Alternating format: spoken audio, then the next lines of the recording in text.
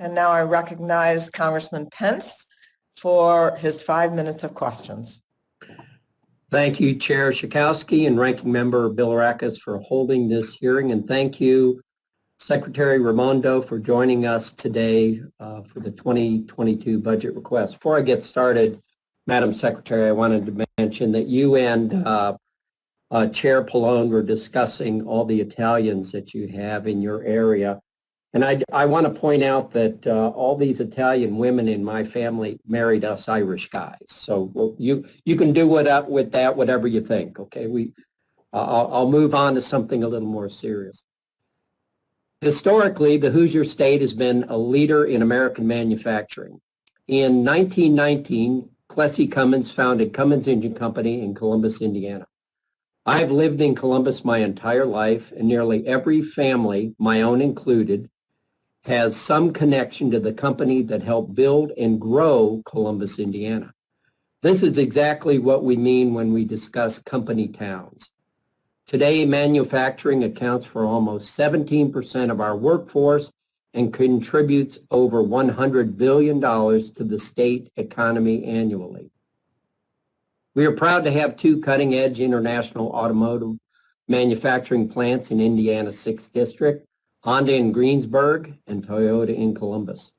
Across the state, medical manufacturers like Hillrom in Batesville, Cook Group, and Eli Lilly take advantage of the state's long-standing manufacturing expertise.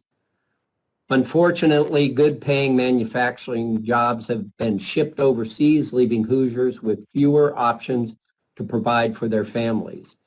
Exactly why I got into Congress. Aggressive behavior and unfair practices from countries like China have devastated opportunities for domestic manufacturing, creating a heavy reliance on automotive regimes for critical supply chain materials.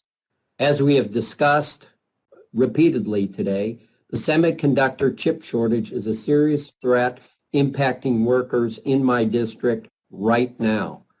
Just last week, an auto manufacturing plant in Northeast Indiana started a 2-week furlough as a direct result of the chip shortage. This is just the latest example of how relying on foreign supply chains can jeopardize our economic security.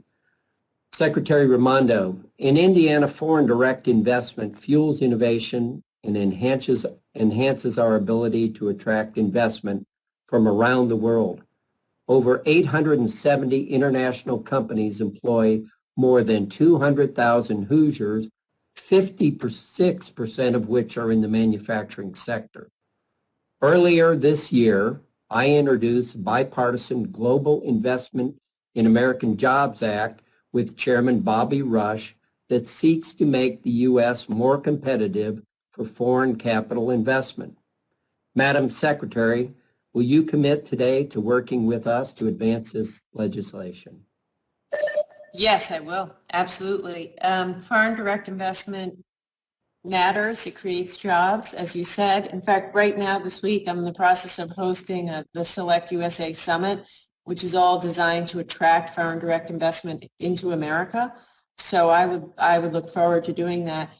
By the way, you said exactly the reason you get into Congress was to get these jobs back. That's exactly why I took this job when Biden called me, because my whole family grew up in manufacturing, and my dad used to say, it's not just a job, it's a really good job. It's a dignified job to spend your day all day making something and seeing it at the end of the day.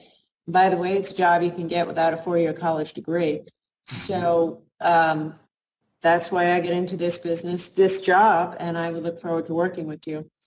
As a footnote, my husband is Irish, and I'm pretty sure he married me because of my cooking, so I think you probably made a good move. So absolutely no surprise to me, Madam Secretary. So, well, thank you for your perspective, and Madam Chair, I yield back.